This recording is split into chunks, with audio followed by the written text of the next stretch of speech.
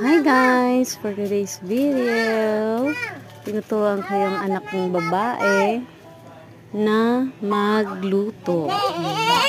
Talagang lumalaki na siya. Wala. Kasi nga may kasabihan nga na kailangan habang maliit pa yung mga anak natin, turuan na natin sila para pagdating ng panahon, marunong na silang kumilos na sila na lang, no?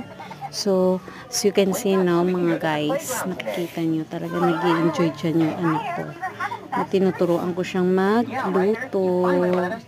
So, for today's ulam pala no guys is pansit canton na sardinas ang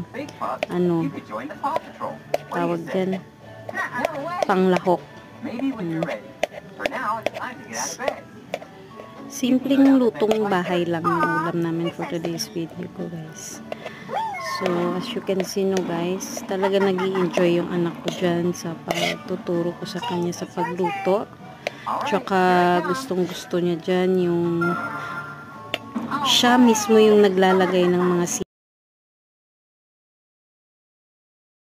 as you can see no guys, talagang tuwang-tuwa at masaya-masaya dyan yung anak ko. Syempre sa mga nanay na talagang tayo yung nandyan lagi sa kanilang tabi, no? Na laging nakasubaybay, no? Sa paglaki nila.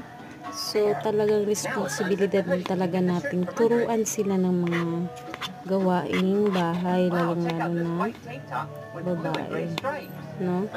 So yan, nag-i-smell pa siya dyan, eh. Gustong gusto niya dyan yung siya yung naglalagay ng tubig, naglalagay ng asin, no?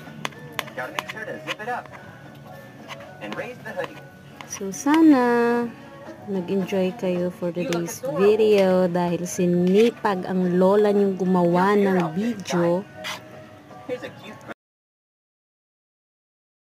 So guys, maawa naman kayo, mag-subscribe na kayo.